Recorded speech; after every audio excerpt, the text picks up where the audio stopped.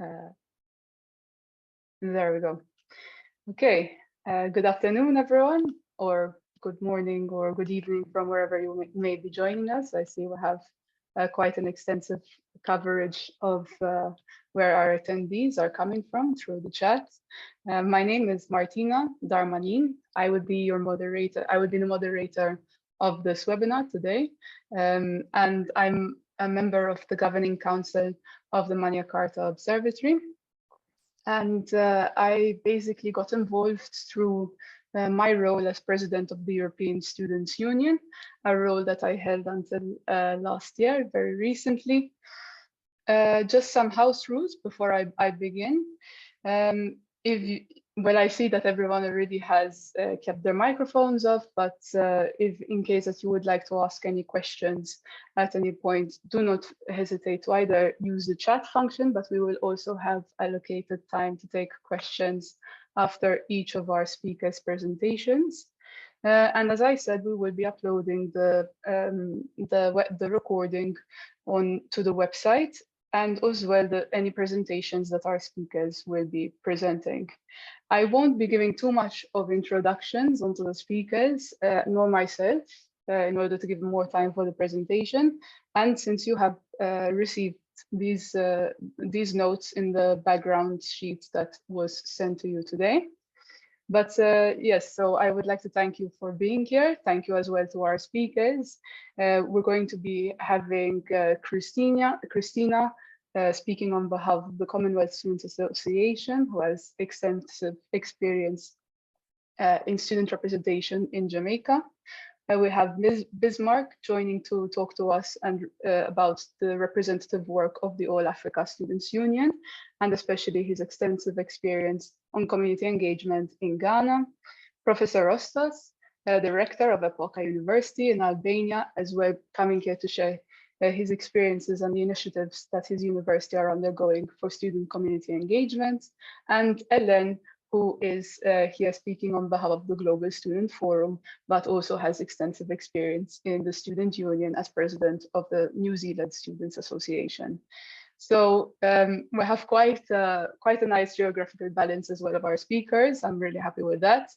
And yes, after we'll be taking their presentations on how students can be playing a greater part in their university's community engagement, we will also then have a presentation from David Locke about the student essay competition that we will be launching, that we are launching today.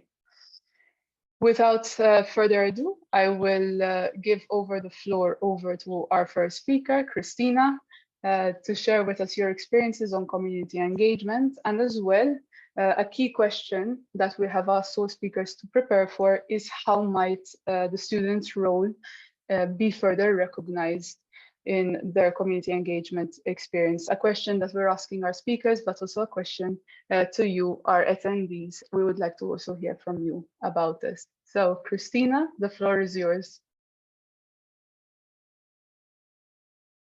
Thank you so much, Martina. Hello, everyone. As she said, I'm Christina Williams. I am joining you live from the warm country of Jamaica. It is morning time here, so good morning. And I know it may be afternoon, evening, night, wherever you are. So I'm also the head of advocacy and partnerships on the Commonwealth Students Association. So I'm also bringing greetings from the Commonwealth Students Association, and we are very happy to be here and to be able to share in this capacity. So the first question that I am charged with answering today is about my experience as an advocate, as well as a student in terms of community engagement. And if you looked in the background notes, you'd have noted that I'm supposed to be talking about how it is that schools are supposed to be the new grounds for servant leadership and community engagement. And Martina and I had a little laugh about this yesterday, because we were like, how can we try to have a savvy name, but still highlight what the objective is of the presentation I have? And I use the term servant leader in that particular title intentionally, because one of the things that I try to do in my work as an advocate or as a student leader, I try to engender the term servant leadership, which is really how is it that you can be of service to community, of service to students, while also having leadership qualities or leading from the front. And I find that a lot of times our students do a lot of that in their communities, whether it be the school community or the community at large. So we're talking about out in their, whether in Jamaica, we call it parishes. You may have a different term for it there in your respective country. So how it is that you have that in your parishes or in your counties, etc., as well as on a national stage. How is it that students are actually being of service, or they're being leaders within their communities and their countries, etc. So in terms of my experience, I want to start off by giving a little bit in terms of context. So in Jamaica, we have a legislation, the Education Act of 1980, which actually mandates that there must be a student representative on every school board. Let me repeat that. There must be a student rep on every school board, specifically publicly funded institutions in my country. So if you're in secondary institution, if you're in a higher education institution, once is that it caters to students and it's a publicly funded institution, you must have a student on that school board. And because of that, it provides a very formal avenue for students and student leaders to be of service, starting off with their student community. So you have a student who speaks on behalf of all of their constituents. And now they're able to plan projects. They're able to have initiatives. They're able to say, well, listen, we feel as if we have a homelessness issue amongst our student population. We feel we have a feed and nutrition issue amongst our student population, and we need to do something about it. And because they have this formal context of being able to represent students and being able to, I would say, verbalize the issues that they have, in many ways in Jamaica, we are quite able to be of service to our communities. And I thought it was very important for me to highlight this, because I know in some of your contexts, you have to operate through, say, for example, a youth group, a community group. You have to form your own clubs and societies. But in the Jamaica context, you have the right to represent by virtue of the legislation saying there must be a student leader there. And by virtue of they're saying there must be a student leader there, then you also have this protection then of the student organizations. So you have a student leader on the student board, or on the school board rather, but then this student leader has a body that they're a part of. So it's a student council, for example, it's the National Students Union, or it's the schools union, or the Guild of Students, different names that we may use here in Jamaica. They're a part of this group, and then this group is of service to the community, whether it's the school community or the external community. Now, aside from the student leaders who are a part of this process by virtue of the legislation of our country or by virtue of the school charter, which happens in some situations, you have a lot of students as well who are parts of clubs and societies who give back to their communities, right? So we're talking about social clubs, for example, that also partake in different social impact projects, etc. And as my experience, I have done both. So I have been a student leader since I have been 11 years of age. I don't know if you're going to guess my age at this time, but so it's been a number of years that I've been doing this. And so I would have done work in terms of community service. So you're going into other schools and you're doing reading programs, or you're doing feeding programs, or you're going into communities and you're doing cleanup of the beach, something as simple as that, or something more long-standing where you're doing a tutor and mentorship program.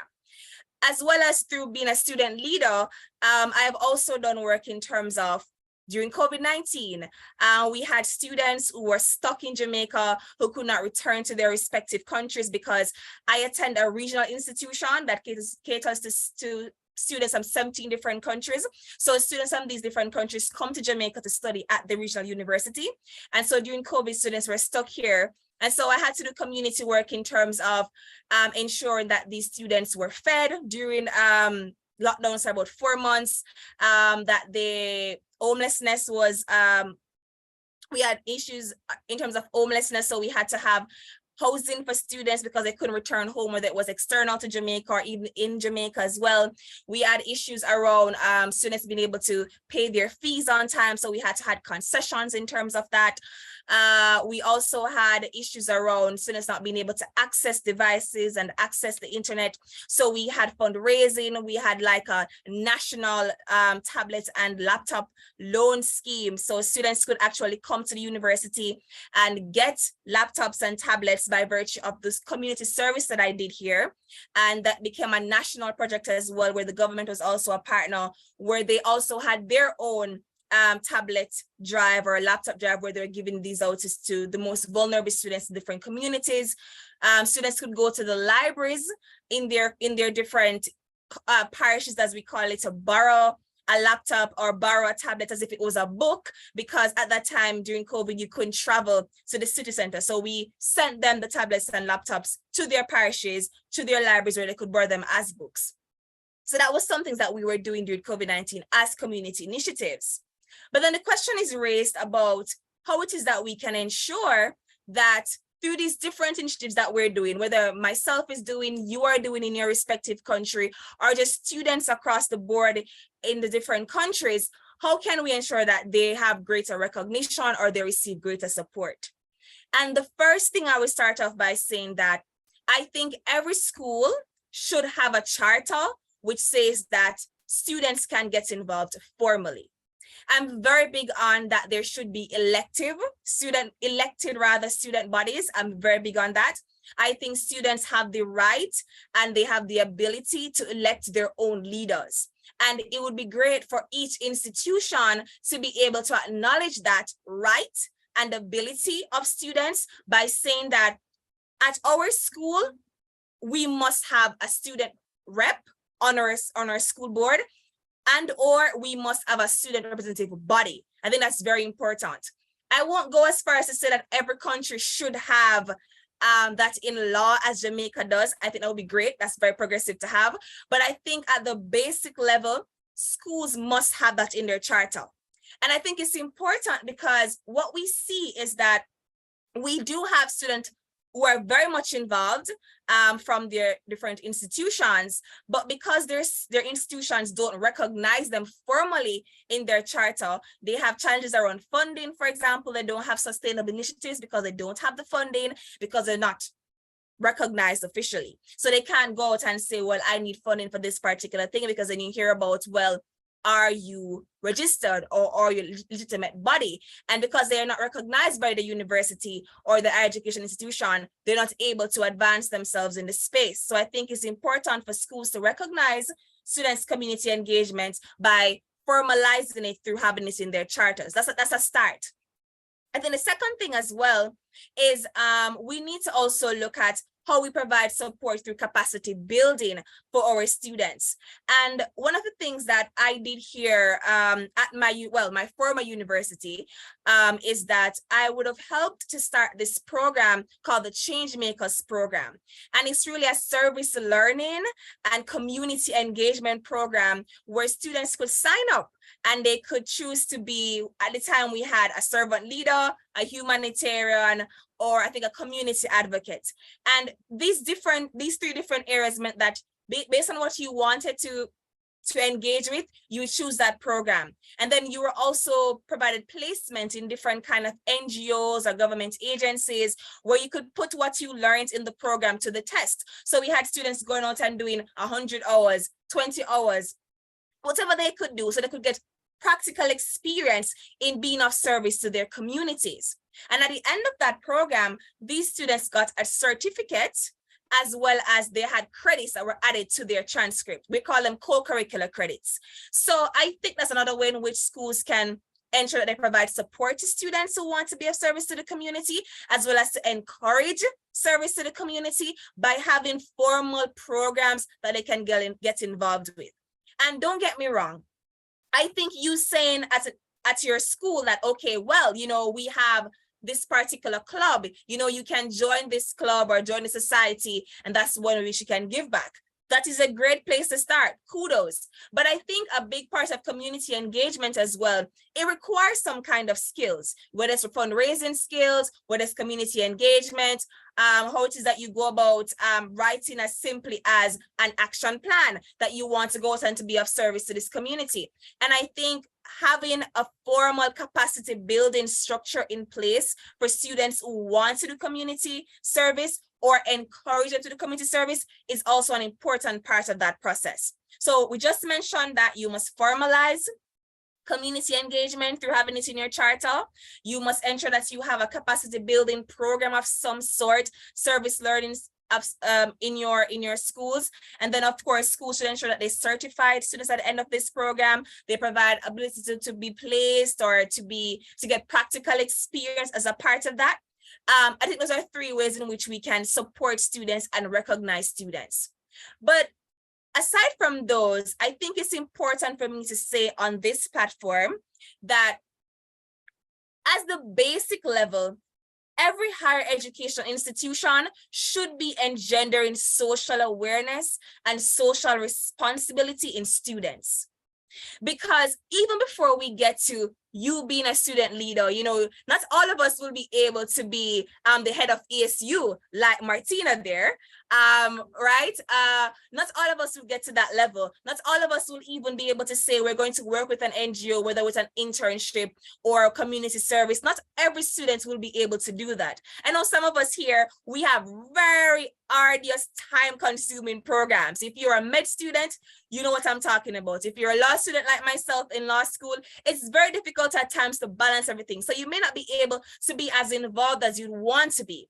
But I think every single institution here, generally speaking, should ensure that they're engendering social awareness and social responsibility in their students, which means that even if you're not actively engaged in the community, you're not actually outside doing a project, you have a sense of awareness in self to know, well, listen, at some point I need to give back.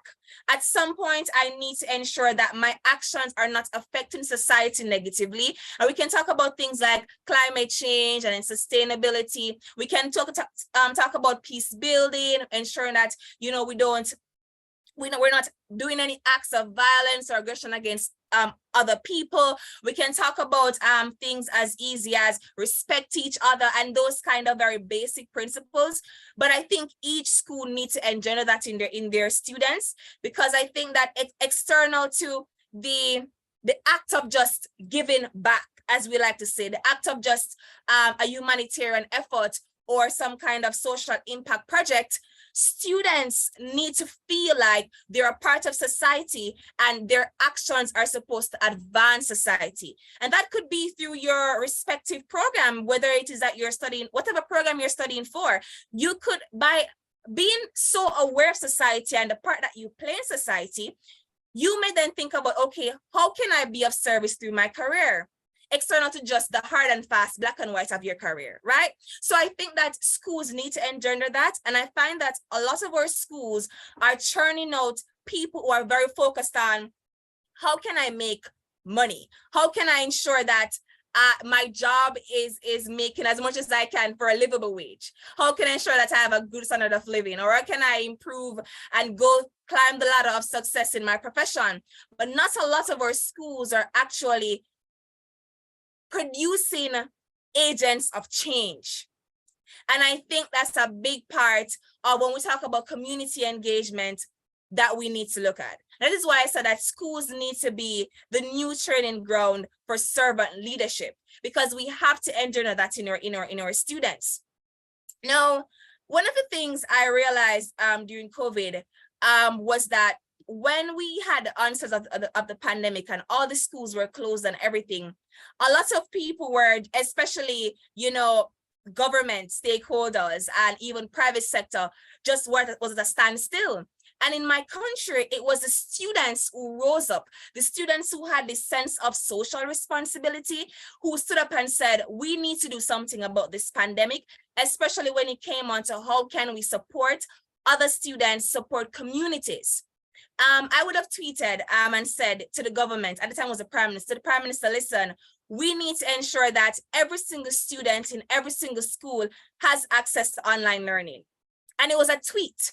And that tweet started a social movement in my country, where at the end of that, by the time we got to the middle of that movement, it was more like the middle, we had private sector on board, we had government on board, who were zero rating almost every single online learning platform. So regardless of your ability to afford Wi-Fi in my country, you were ensure access to online learning. That started off from a social movement driven by students. That started off by I guess my tweet, but it came from a place of social awareness. I felt like there's something that I needed to do to drive change for others, right? And so the mindset of our students are so important, and institutions in terms of how they deliver learning, that's a very important part of it. So just to reiterate, is that we have to ensure that we have a charter in our schools that formalizes and recognizes student leadership and student involvement.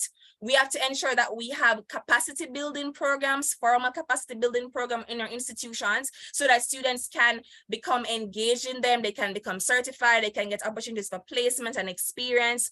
And we also need to ensure that we have, through just the very way in which we deliver our curricula in our institutions, that you're engendering social awareness and social responsibility. And Thank you so much, Christina. Yes, I want to ask you, and I want to ask you a question though, before I jump to the next speaker. First of all, thank you for laying out such a great plan that emphasizes that the investment that you put on students is a long-term investment, and you need to take into account, consider the time that they need to devote for this. I also consider the time you're taking out of your exam period at the moment to be with us. Thank you very much for joining us. And in terms of what you mentioned in terms of legislation to protect the right of students to participate in such representative organizations. In Europe, I can say that for at least for universities, the majority do have that. But then you see disparities in some getting paid for that work, and some student representatives that are not paid for that. Some are having the ability to take the time off, others are not. So, and that leads to sometimes, especially during COVID, you would hear from everyone a difficulty to recruit students in representative organizations because of the mindset that you have to devote a lot of time for usually unpaid work. So a question for you, Christian, before I follow up to our next speaker. What do you think would have supported you most in this work? Is it that you could have had time from your curriculum to take part in such representative activities, perhaps time off in case you needed a gap year, or also payment as well as it is work at the end of the day? If you can, in a minute, and then I will jump onto Bismarck. Sure, I think that compensation is very important. Even if they cannot facilitate you taking a full time off for whatever reason, the compensation is very important. When I was president, they provided support in that regard that really helped, and I think that's very important. Many student leaders don't get support in that way, and that's because of that they have to juggle being a student, being a student leader, and also being employed, which of course drags on each area. We have students who are failing their courses, etc., because of that. So I think it's important that student leaders are in fact compensated. Thank you. Thank you so much, Christina, and really congratulations for the work that you are doing, and good luck for your exams. Thank you so much for having me. I will now pass on the floor to Bismarck. As I mentioned, he's here to give us the brief on enhancing student community engagement from the All African Students Union perspective. Bismarck, I will give over the floor to you for your presentation.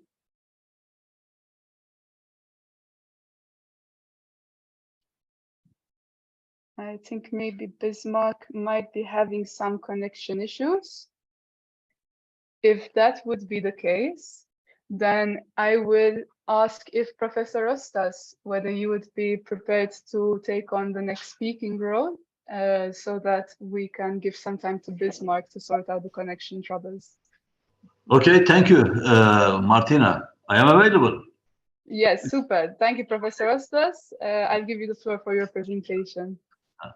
Good morning or good afternoon, everybody. I would like to talk about community engagement, actually, but before starting the talk, I would like to share my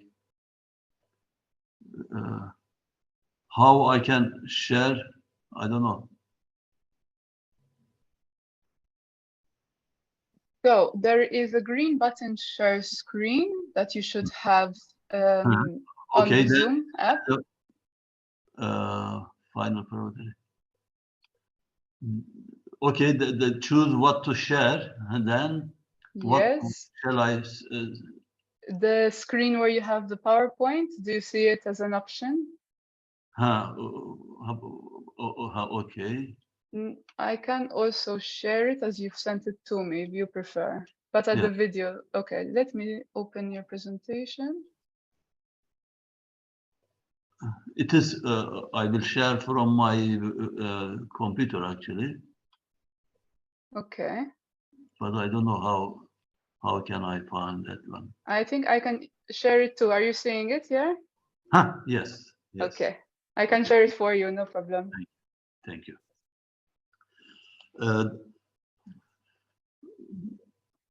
My name is Ahmed Öztaş. I am addressing you from Albania, Tirana. I am the rector of Epoka University.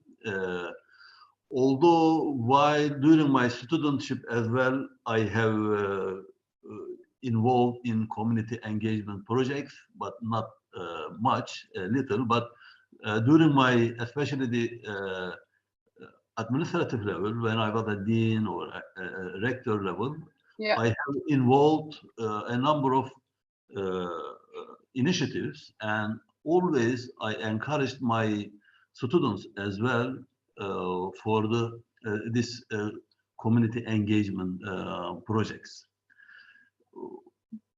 What I would like to mention that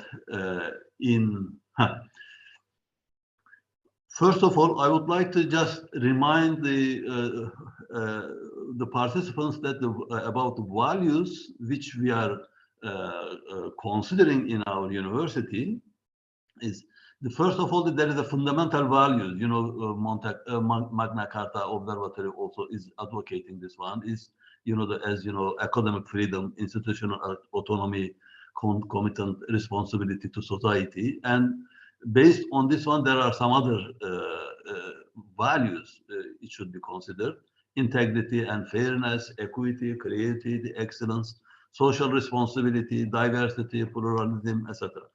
Based on these, we at Epoka University, we have created our own core values, which we are using this one, and we have announced our core values in our webpage. And maybe I will not mention all of them one by one, but these are our values, and always we are operating based on keeping in our mind that these are the values in all our activities.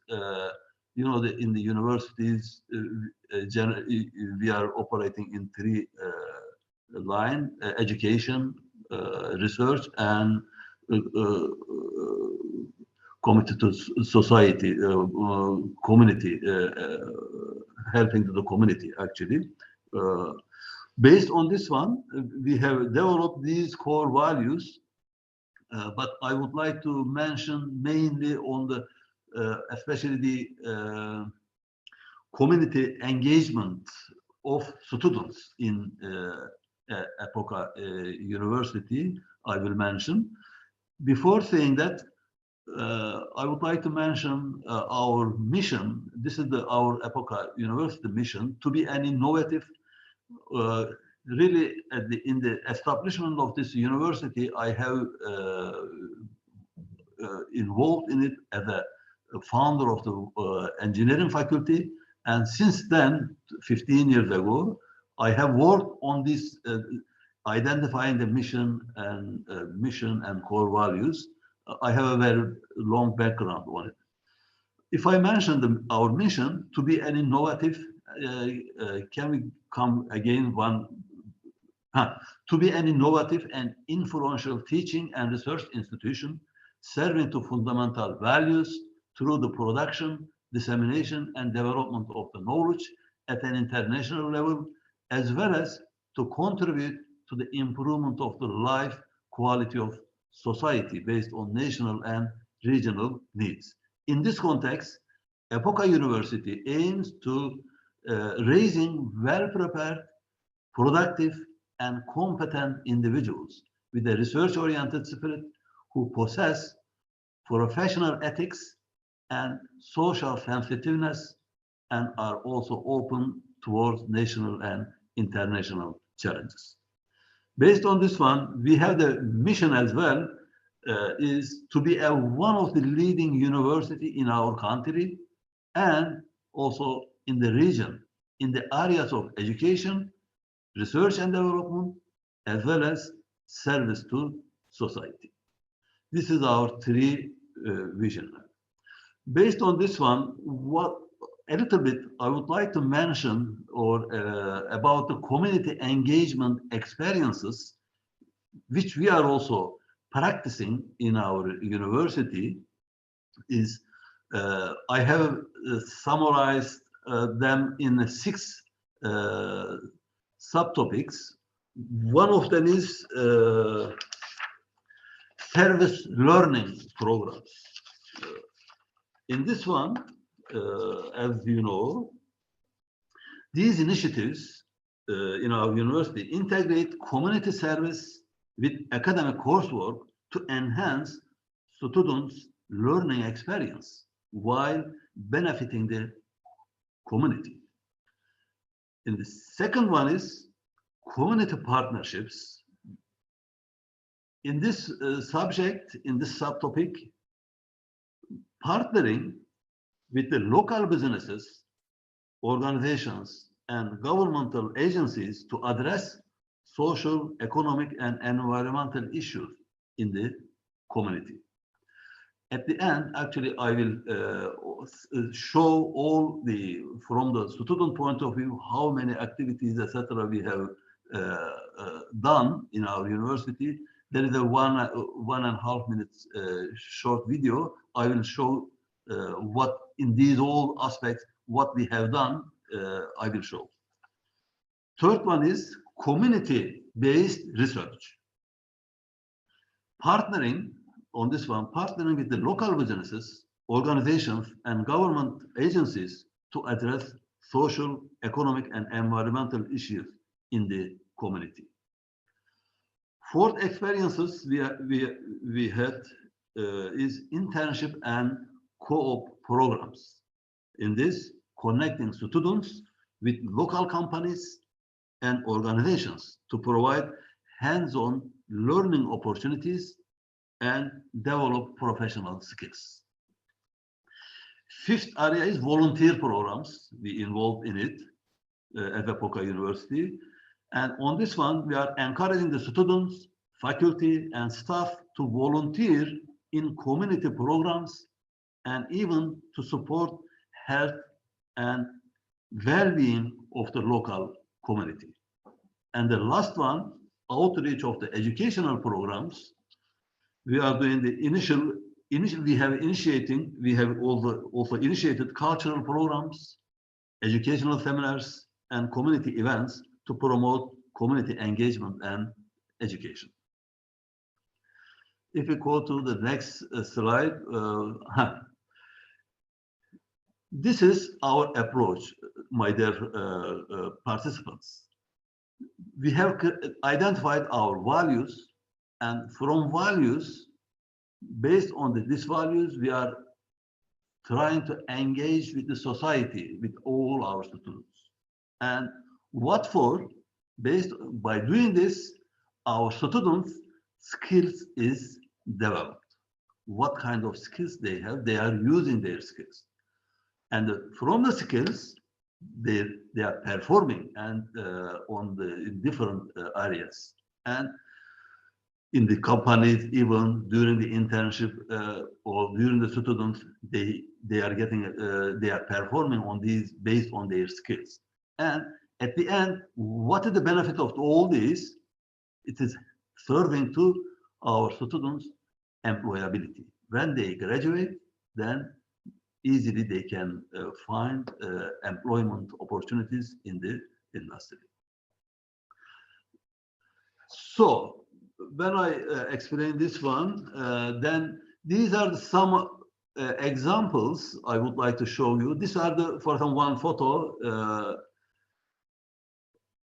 I would like to mention that in Epoka University, we have a special unit.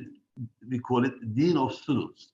Their duty, all the team, is dealing with the students, all these activities actually, extracurricular activities. We have a special team, and their duty is to deal with the students and all the extracurricular activities. And all these activities that our students has involved. As the previous speaker, Christina,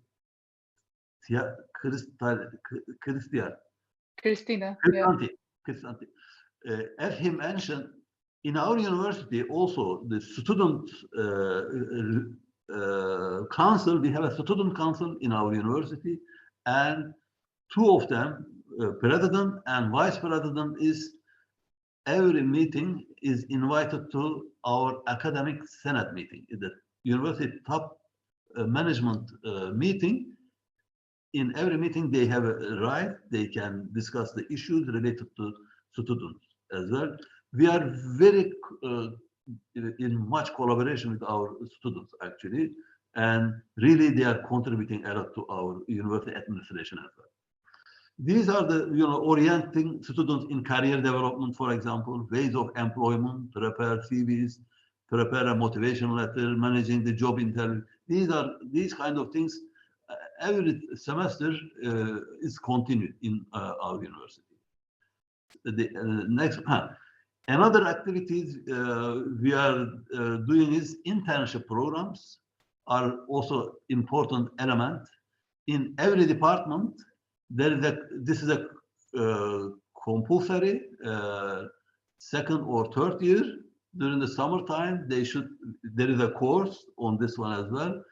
They are joining the community related to company, even the bank, factories, etc. Whatever their study subject is, they are getting closely what is going on in the industry, then what environment is waiting them when they graduate and start to work. And even before graduation, they learn what is in the industry, what is in the practice, what is in the community. So in Epoka University, we are also organizing every year a career fair. And this year, for example, 10 of May, we have a career fair. Already 60 companies has registered, and they will meet with our students. It is a one-day event. Of course, we are organizing this as well with our students. There is a committee, they are helping on the organization. And how we are, our student is activating in our university is through student clubs. Apart from the coursework, student life on the campus is enriched by the different artistic, cultural, sports, academic, and social activities organized throughout an academic year. These activities give students an opportunity for practical applications of their knowledge acquired and to disclosure their talents. And extracurricular activities are being held in the form of workshops, open forums, open lectures, training, seminars, conferences, site visits, company visits, study visits, tournaments, competitions, fest, trips, both local and international. There are a number of ways they are performing actually. And we have next slide. I would like to I will not maybe read. These are the existing clubs actually. Our students is doing a performance on these through these clubs, and each club has their leadership, and really they are doing well on this one. And maybe I would like to mention one thing. This is an innovator clubs, student clubs. They have done a very good activity. Innovators Club has been listed. This is really I want to show. I am proud of them. Among the human capital ecosystem actors by European Union for innovation research on entrepreneurial and innovation ecosystem in Albania in 1929. Already they have been listed on the European Union document, actually. And next one, maybe, which I can. There are some other examples, you know, these are the from the Epoca Talent, bring your talent to the stage. A number of events through the art and culture club. And maybe another one, next slide. This is a blood donation for, this is a voluntary job. We have a sensitive club. They are doing this kind of activities. This is a blood donation. Then after the earthquake, for example, Turkey and Syria, they have collected a lot of donations from the students, from the staff, etc., and they contribute to the society's problem. Actually, it is nice as well. Especially, the last thing before I'm showing the video is this is an upcoming graduation project in our university in response to Magna Carta Observatory research question. To what extent are fundamental values the basis of a reliable society? Contract with the civil society in your university. What are the values? How do you put them into practice? And what might you do differently so that they have more effect? Now, the students, they have prepared their questionnaire, etc. Now research is continuing on it. And next week on Career Fest, they will, more than 60 companies already coming, so they will distribute on them as well. Maybe at the end of the semester, we may share the result of this project as well. Thank you. Just I need 1.5 minutes.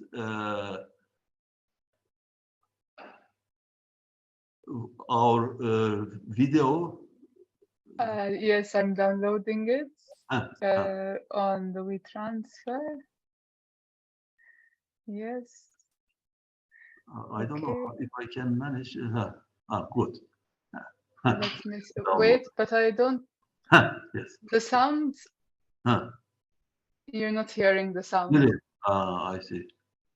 You're saying it, but not the sound, I think. Is there people speaking in it, Professor Asad? No, it's not the music, actually. No problem. Nothing okay. lost. Nothing lost. Yeah.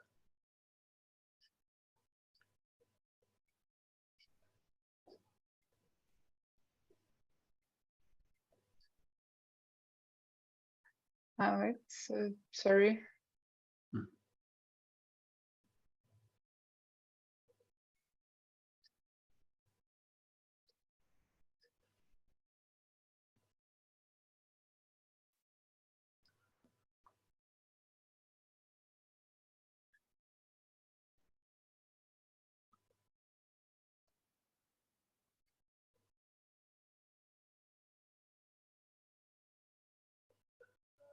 These are the really some of them actually.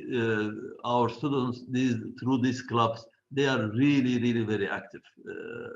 We're proud of them actually.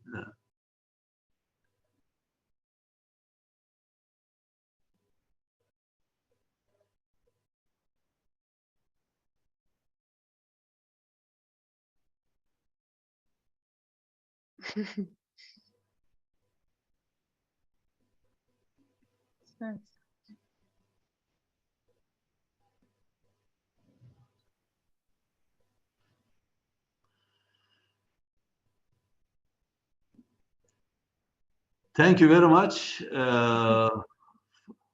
This was my End of my speech. Thank you so much, Professor Rostas. It's really wonderful to not only to hear of the passion that you have for the engagement of your students, but to see that translated in the amount of structures and support that they are receiving as well. I'm happy to take questions that any of the attendees have for Professor Rostas. If you'd like to put them in the chat, if you would like to raise your hand or unmute yourself and ask a question, don't hesitate. I also have one prepared, but I'll just give a moment in case any of our attendees would like to ask a follow-up question. Then I will ask one. Professor Rostas, I liked to see how you linked up the benefits of student community engagement that it has for the community, but it also has for the students as well. It can increase their employability. You have, when you're engaging in different disciplines, especially in the community, it's not just about your own discipline. So if I'm studying, for example, sciences, if I'm in the community, I'm also gaining communication skills. I'm gaining team building skills, these transversal skills that are also good for employability. Do you see it that it's just one discipline focused that can benefit from, so is it, for example, medical students that can benefit the most from community engagement, or do you see that any students from any course can benefit from having time within, as part of their curricula, to engage in the community? Yeah, every students can find the ways to engage with the community and get the benefit from it. And because not only not science or the social sciences, health sciences, the others. This is my experience that because in my university I have engineering faculty, a number of engineering, then business administration, also law and international relations, all main three disciplines we have. But all of them related to their area, they are finding ways to activate. The important thing is just I kind of request from the students during their studentship, they should involve something. Very good. They should do something. They should show themselves. Then develop their skills. I am sure every student has different capacities, capabilities, skills. They should use them. Not they should be not passive. Actively, they should pass these 3-4 years studentship. Then they will remember not the courses actually which we are teaching, but some other this kind of engagements they will never forget actually. When I was in Iraq, for example, I initiated the Environment Day, during the Environmental Day activity. 60 students, they joined my activity and they cleaned one region of the municipality showed us. People were, during the weekend, they are making dirty. With our students, we are going and cleaning them to show the community that you should do like that. You should keep the environment clean for it. This is just an example. Thank you very, very much for your contribution to this discussion, Professor Rostas. Thank you. I will now give over the floor to Bismarck. We're running a little bit short on time, but to be honest, I'm following up with questions anyway with each speaker from now. Bismarck, I'm looking forward to hear your contribution and your presentation and experiences. The floor is yours. Thank you very much. I want to confirm if my audio is audible. Can you hear me? Yes. Perfect. So my name is Bismarck Amefiano Kodwafo. I am Programs Officer for Capacity Building at the All Africa Students Union, headquartered here in Ghana. So greetings from Accra, Ghana. Good day, everyone. I am honored to be speaking at this webinar organized by Magna Charta Observatory on the team Student Leading University Community Engagements. What more can be done and how should they be recognized? I will be sharing my perspective and that of the All Africa Students Union on how we imagine that student community engagement can be enhanced. I believe that this topic is not only essential, but also timely, especially in today's world where the importance of community engagement cannot be overstated.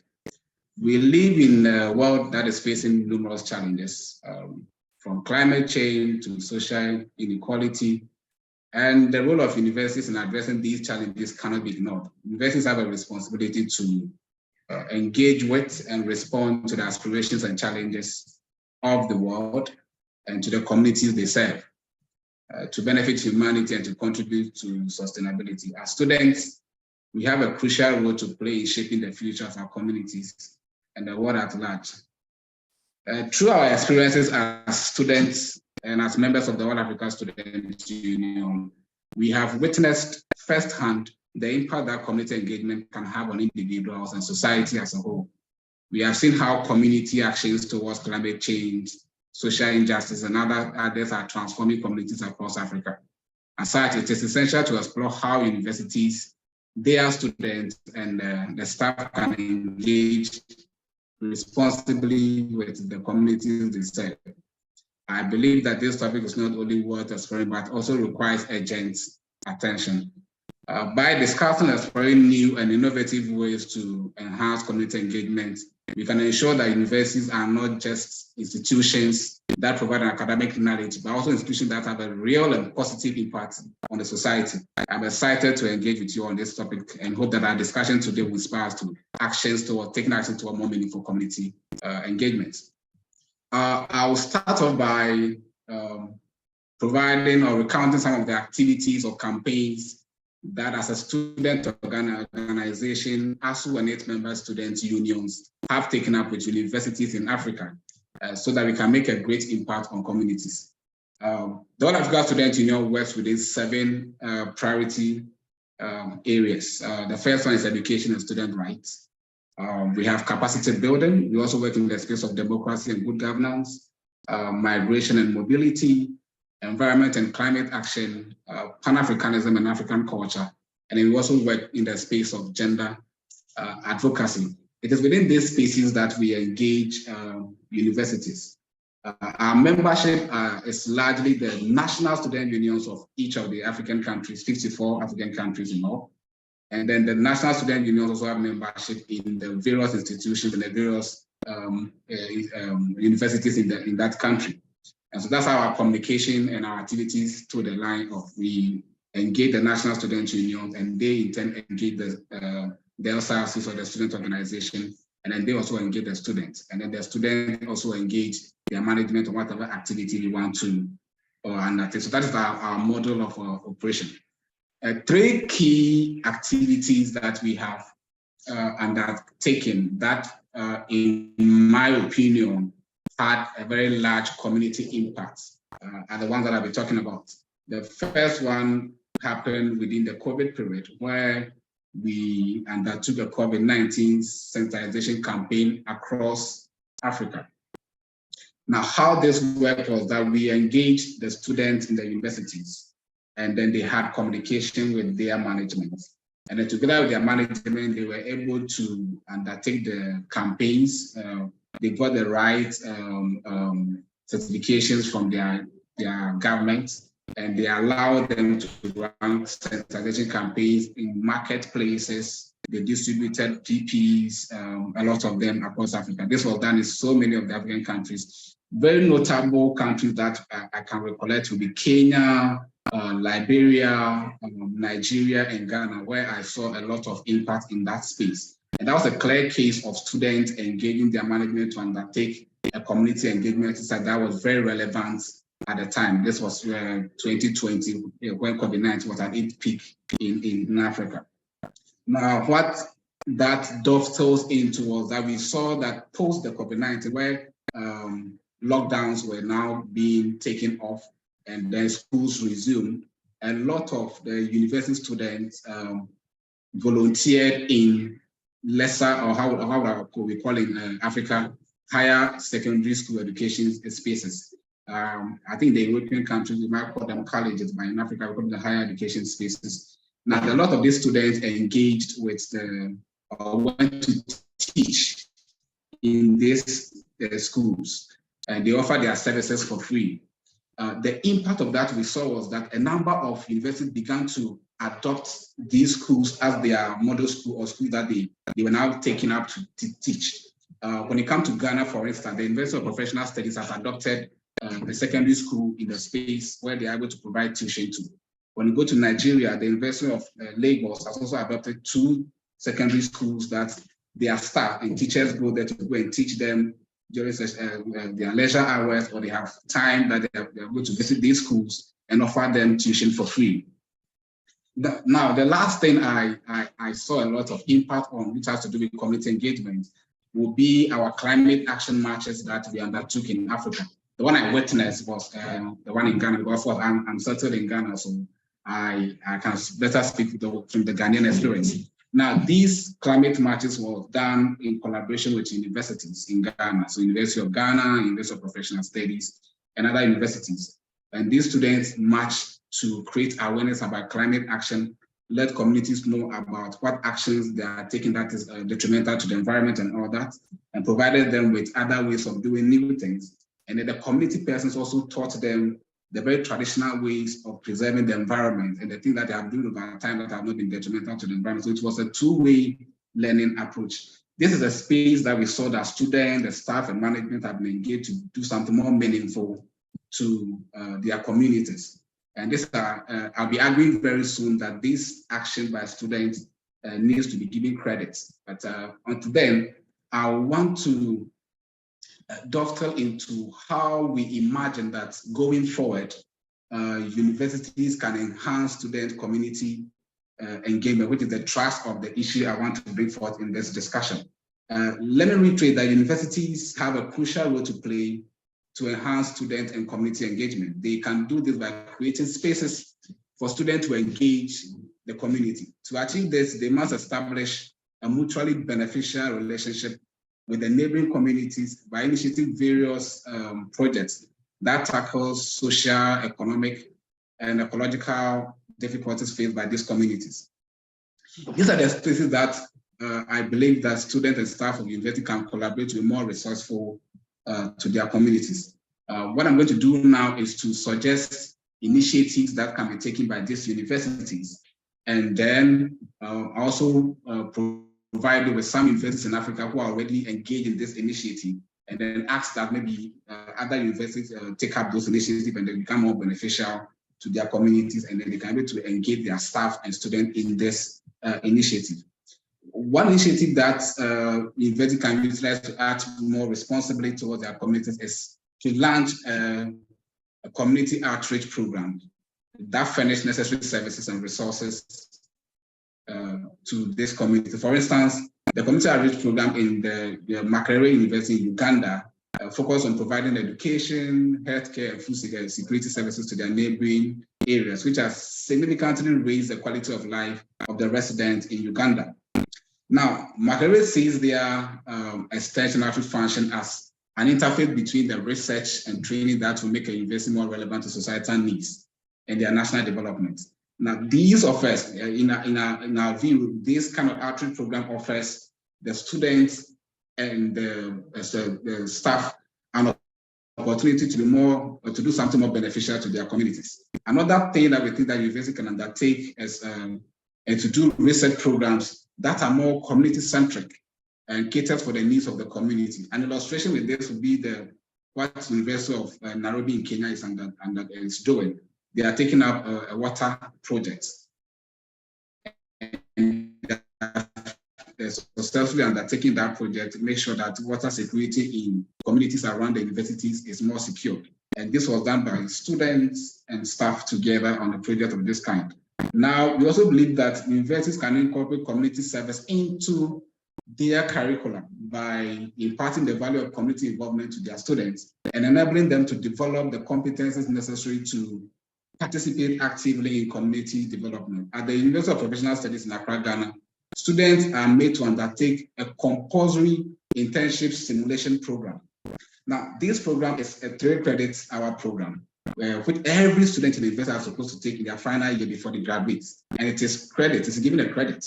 Now, students are expected to join organizations of their choice. Most often they join NGOs that are undertaking community projects in the country. Now, post the project, these students are supposed to write reports and from this report that they submit for grading. Now, if I went to the professional studies, if you do not take this program, you are not graduating. Now, this program teaches us that students can be more beneficial to their community. This is the first thing to learn from that. And then also give students the edge to be able to be part of the program, because they know that without this program, they are not going to graduate. And so they put in their all right report that are graded, and then they get the scores necessary to graduate. We also think that students and academic staff members can also participate in community service by sharing their expertise and knowledge with the community.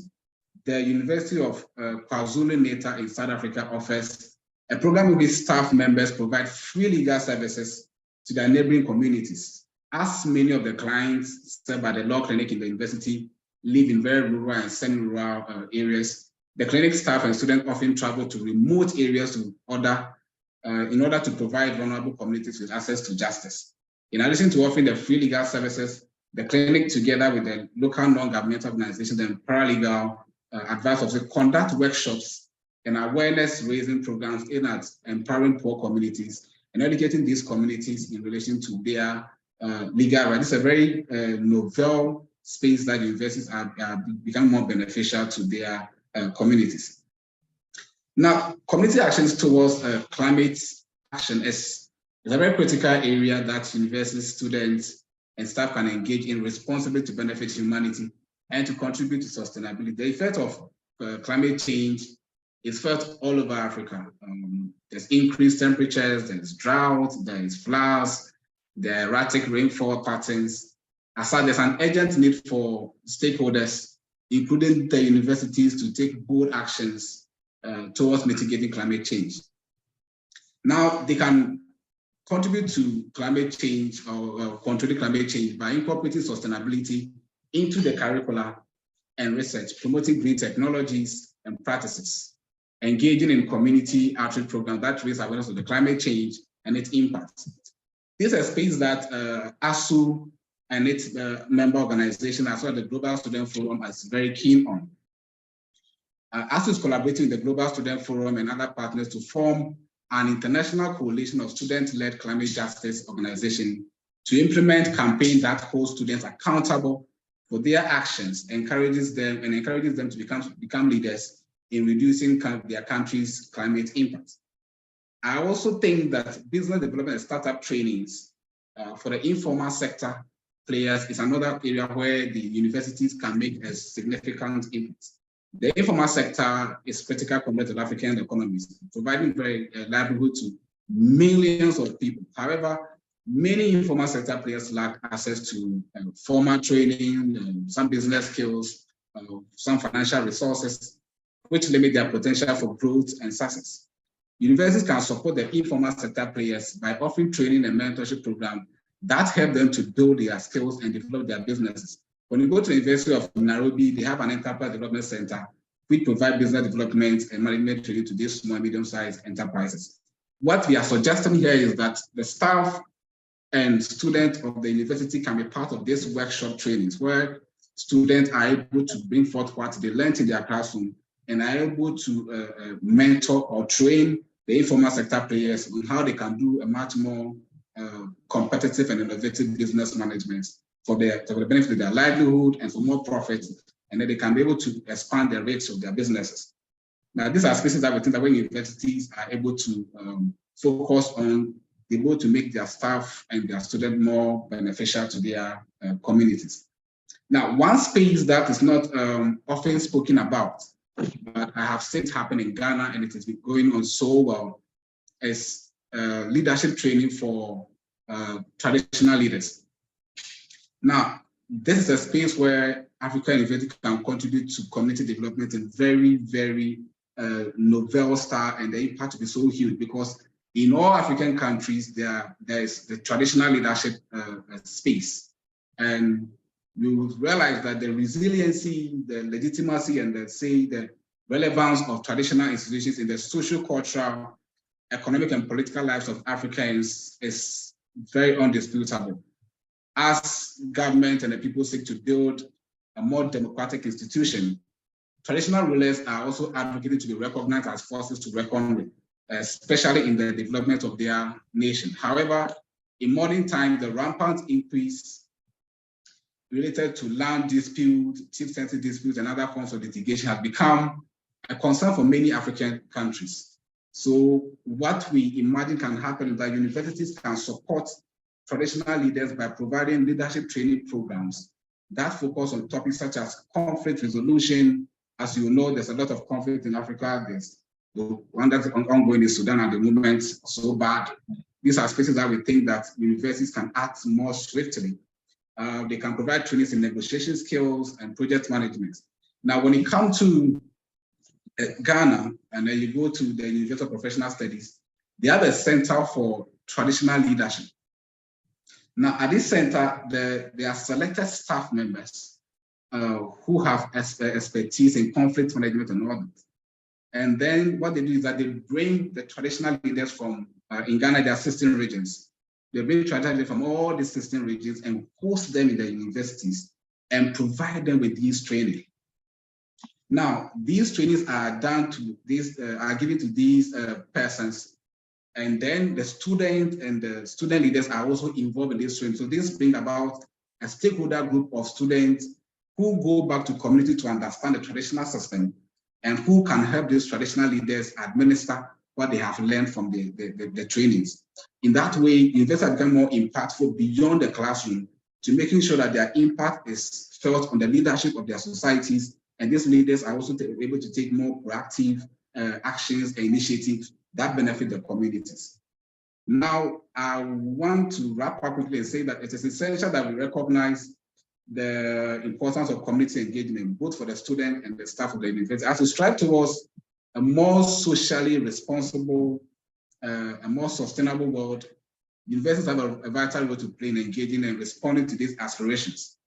What I want to answer, two quick questions is, should student community engagement be recognized in a much more formal way? In my opinion, it is crucial that we allocate time for community engagement as part of the curricula for all students. This will enable them to actively participate in community engagement initiatives and contribute to making a positive impact in their communities. Additionally, we should provide recognition to students who participate in these activities by awarding credits, like it's done in the University of Ghana, as it's done in the University of Professional Studies in Ghana as well, and as it's done in the University of Development Studies in Ghana. This recognition will not only incentivize the students to engage more, but will also show that we value and appreciate their contribution to the community.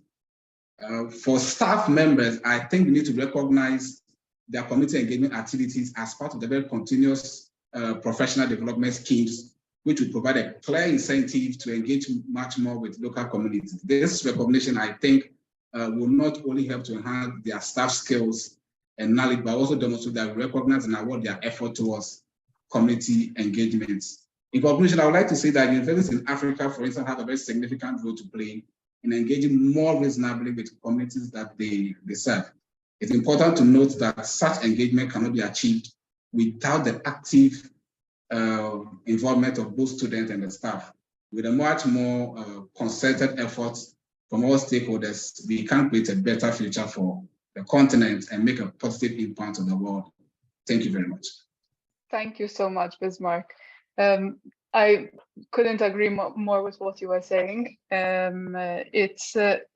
highlighted many aspects as to what the universities can be doing, but also you're hinting on the question that we'd like to ask Alain next, as to the universal recognition of student community engagement in universities. So I'll pass over the floor on to her, as we're running a bit late and we still have to present the student essay competition. Thank you so much, Bismarck, for your contributions, and also opening on the floor for Alain. I will give you the space for your presentation, Alain.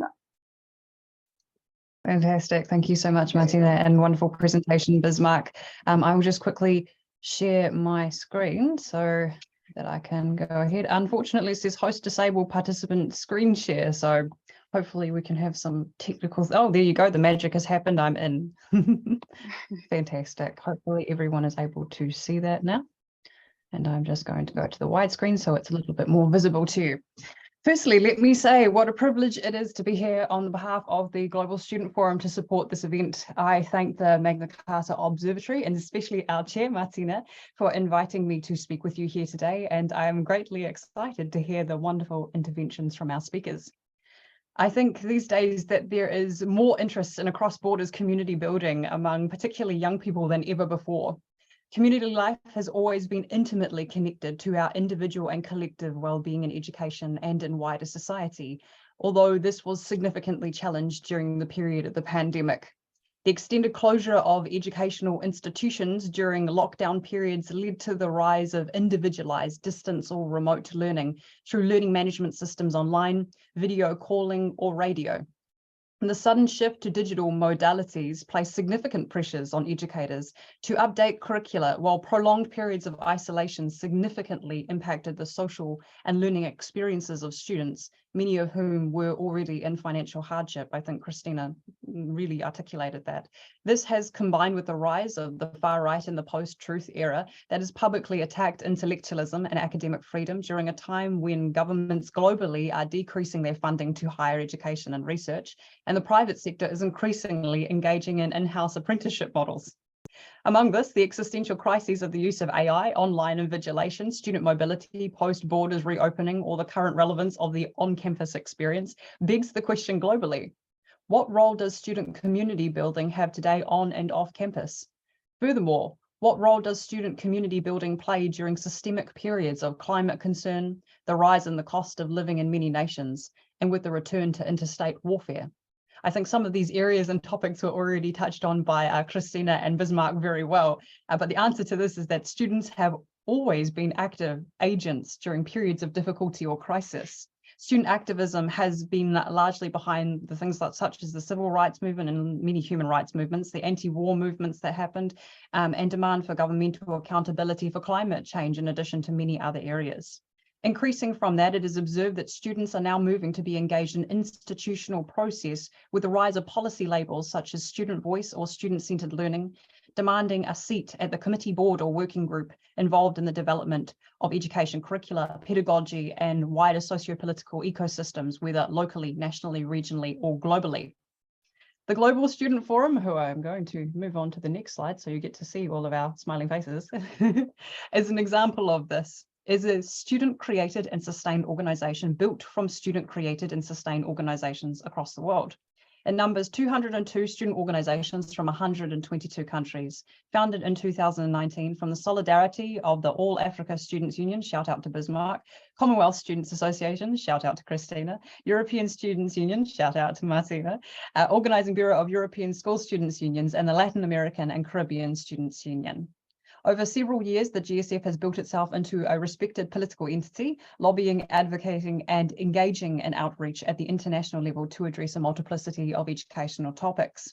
Its aim is to focus on students engaging in community building through preserving democracy or democratic spaces on campuses, where students can exercise their socio-political rights as citizens of their nation, who have access to academic freedom and specific student rights.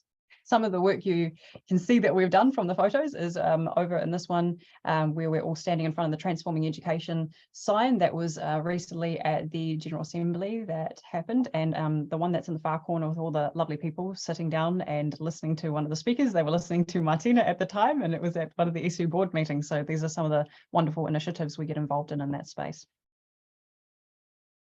But instead of just looking at initiatives in student representation or student responses to society, to understand the role that the university plays here and now in community building for students, I believe we actually need to answer three interrelated questions. Firstly, what lens can and do we employ to address community building for and with students? Secondly, what type of community are we looking for and creating for and with students? And thirdly, how do we execute and form this community?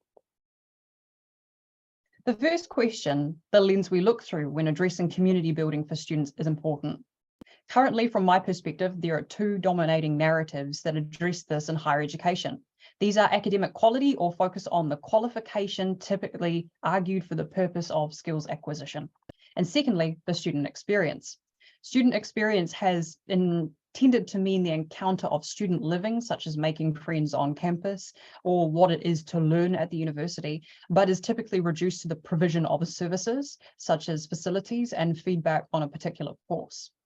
In the context of academic quality and qualifications, we are increasingly seeing community in the context of students partnering with universities to contribute to quality assurance processes, evaluation of courses, accreditation, and contributing to committee and board discussions. Whereas for the student experience, this can be a very explicit community building in the form of supporting student unions or clubs and communities of practice for researchers, whether virtual or in person. We've already had some really good examples of that, through resourcing, service development, implementation, and outreach. Most of these sit under the current arguments for a learner-centered student engagement policy. These types of policy structures have been pushed for with governments across the world by the likes of UNESCO, the World Trade Organization, to name a few of those overarching UN organs and supranational entities. Under this model, the learner is argued to be at the center of the educational experience, from which a holistic structure of higher education is argued to simply emerge. This type of model appears to promote community building among students, with UNICEF stating this model is a pedagogical approach which gives learners and demands from them a relatively high level of active control over the content and process of learning. What is learned and how is therefore shaped by learners' needs, capacities, and interests. Sounds smart, right? The issue is that most of this model is currently amenable to the student as consumer marketization of the university that Henri Giraud, critical education theorist, one of my favorite theorists, argues has resulted in neoliberalism's war on higher education. Quality can then be broken down into university QS rankings rather than legitimate democratic input from QA processes, for example, while student experience could be broken down to the impact of how many students are attending a club meeting on campus or using the healthcare services. Recently, I've seen in my nation, student community building be determined by some institutions as to the level of enrollments on campus, rather than what the students are actually studying. The student as consumer then places the context of community building into customer satisfaction, surveying, or a user pay system, or increasing competition between universities locally, nationally, and regionally, rather than on the actual learning itself. This has come hand in hand with a slightly less than helpful narrative that students are somehow freeloaders in society, given the history that higher education has had when it comes to engaging with elitism and colonization.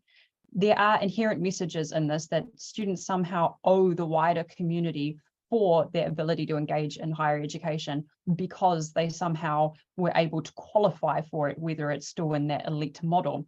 But to this, I respond with the words of academic Bruce McFarlane, awesome academic, do read his stuff if you haven't already. What do graduates owe to society, if anything, in the context of marketization of higher education? I believe the only logical response to this question is that they owe society very little under a marketized model. This suggests that the community we are currently missing when discussing students is largely an education that is not focused purely on the financial side of the university as an entity or an institution. So we arrive at the second question that I have. What type of community are we looking for and creating for and with students? I like etymology. I'm a linguist. I cannot help liking etymology, so you'll forgive me for that one. But when it comes to the university, the answer to the question I've just asked is actually in the name.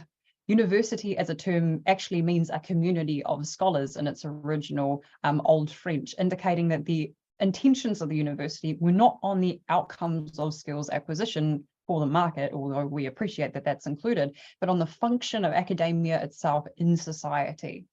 In my country, this function is actually legalized in the Education and Training Act as being called the critic and conscience of society, which is in essence an articulation of the 1997 UNESCO definition of academic freedom. From this perspective, when a student enters the university, they are already entering a community, not simply building a new one. The focus is on the preservation of academic freedom, and therefore the students become the members of this work to preserve this community. I work with academics in my country to identify what this looks like implicitly in the context of academic freedom in the lecture hall.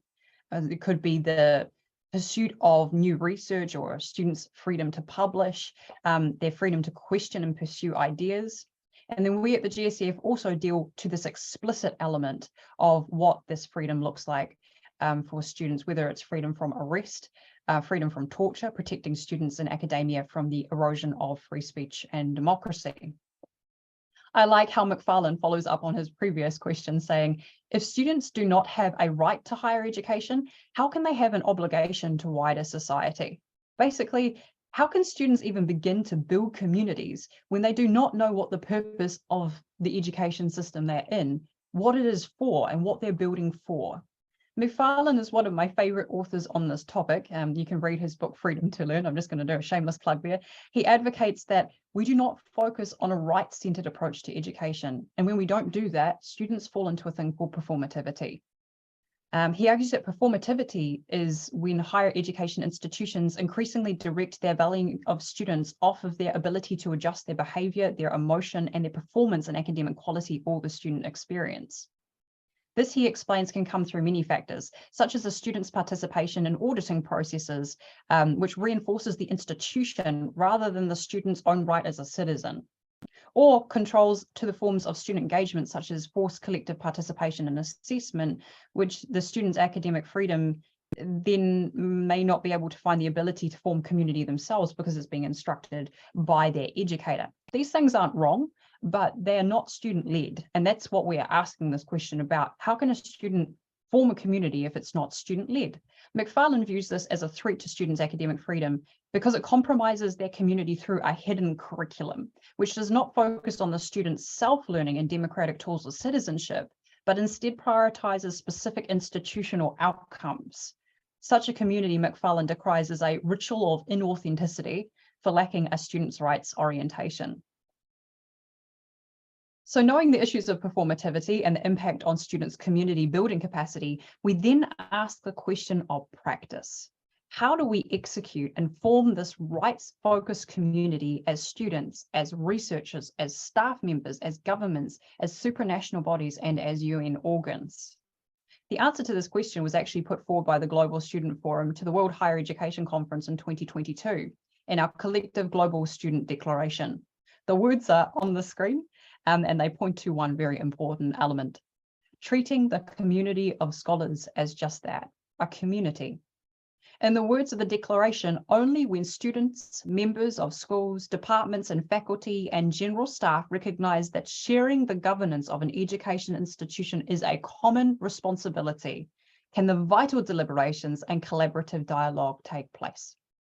Collegiality is the partnership in education that creates communities. We, the student movement, have advocated this to our institutions at the local level, our governments and their various legislations, as we've already heard, at the national and the regional level, and also to UNESCO, which managed to put into the Transforming Education Summit Youth Declaration that was released at the recent General Assembly that happened in 2022 under point 2, we demand that decision makers promote and invest in youth and student leadership and support systems for representation, especially for those from vulnerable and marginalized communities, and include youth and students in policy and decision-making bodies and national delegations.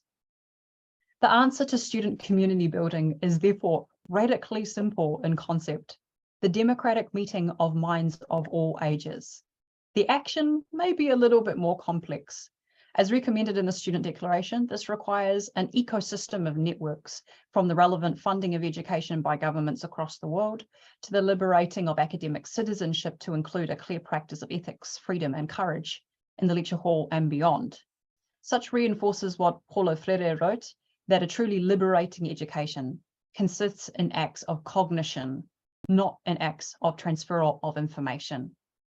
This is because inherently the pragmatism of education is in the relationship between students through clubs, student unions, between students and educators or staff in the lecture hall, online through student services, and between students, educators and knowledge in assessment, evaluation and monitoring.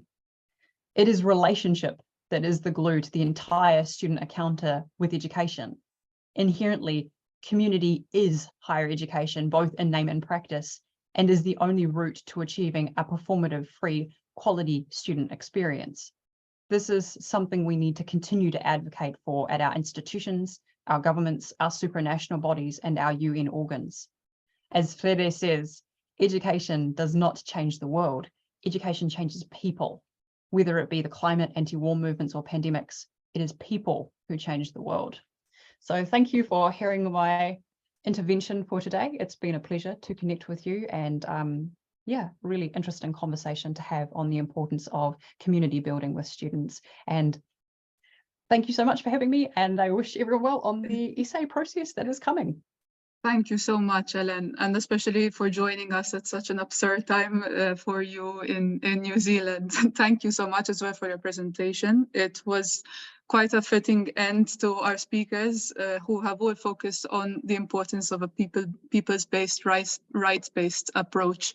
So I can only hope that we also receive essays as well that highlight to us what more can be done in this regard. And I therefore give the floor over to David. I apologize that we have run over a little bit on time. However, I found it a bit difficult to stop our speakers from sharing with us these unique experiences. David is going to be presenting to us the launch of the student essay competition, which is just online. I can also share the link on the chat as he starts his presentation. Well, thank you, Martina, and thank you to all of our speakers for an excellent, very broad array of ideas, very, very stimulating indeed. I will keep my input very brief so that you can get away on time. Students have always been at the centre of the Magna Carta. They were there in the original 1988 Magna Carta, and they are there directly and indirectly in a greater way in the 2020 revision of that.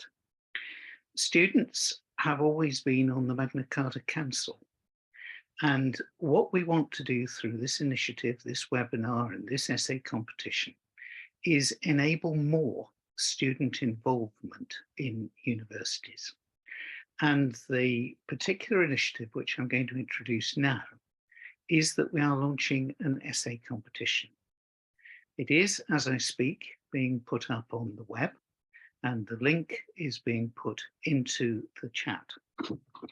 And if you look at your background notes, you will find what I'm about to refer to in those as well. Now, the theme of the essay is how might students exercise more influence in enabling their universities to make a more effective contribution to society. Now, why is that important? Well, the big change between the original Magna Carta, 1988, and 2020 is about the inclusion of universities' responsibilities to society. And what the new Magna Carta says is universities acknowledge that they have a responsibility to engage with and respond to the aspirations and challenges of the world and to the communities they serve, to benefit humanity and contribute to sustainability. Now, what we want to do is to link that with putting students at the centre of universities. So we have launched the essay competition, and you've got the theme, how might students exercise more influence in enabling their universities to make a more effective contribution to society. In the piece in the background, we have included some ideas, but they are no more than ideas about what you might like to cover in your essays. You've got a 2,000 word limit. We have a judging panel which comprises student interests and education leader interests, and is very geographically and gender balanced. The deadline for submission of your essays is the 12th of June, and our plan is to announce the results on the 28th of July. Now, the bit that I've not told you yet is the prize. The 5 essays that are judged to meet the criteria most closely, and we've set the criteria out in the details. The 5 authors of those essays will be given expenses paid trips to the Magna Carta anniversary celebrations in Łódź in Poland between the 23rd and the 25th of September. Now, at that occasion, you will be able to read and discuss your essays with education leaders from around the world. You should make significant contacts. You should really be able to use that occasion as a slingshot to your future career, if that's what you want to do. But it's not just the 5 winners who will benefit. What we want to do is to create a section on our website where we share your ideas with the rest of the world. So by entering this competition, whether you're judged to be one of the best or not, you will contribute to enabling students to have more impact in their universities all around the world. I hope that you will think about submitting an essay for your own benefit, and for the benefit of your university, which will obviously get some publicity out of this, and for the benefit of universities worldwide. Thank you again, Martina. Thank you, speakers, for some excellent input to this. And let me hand the floor back to you. Thank you so much, David. Yes, so I see a question on the chat box, just to take it very quickly, that the essays are welcome from students. So it's a student competition for students to submit essays. I won't say anything any longer, but if you would like to reach out with any questions that you have, do not hesitate to contact us. There is a contact email on the website. And once again, thank you so much for taking your time this afternoon to come and listen to us. Thank you to our speakers, and thank you as well to our organizers, David, Carla, for all your patience and coordination behind the scenes. Have a pleasant rest of your afternoon, morning, or evening, wherever you may you're joining for. We can also end the recording, and if anything, I can also be taking any questions of people who I see are writing on the chat.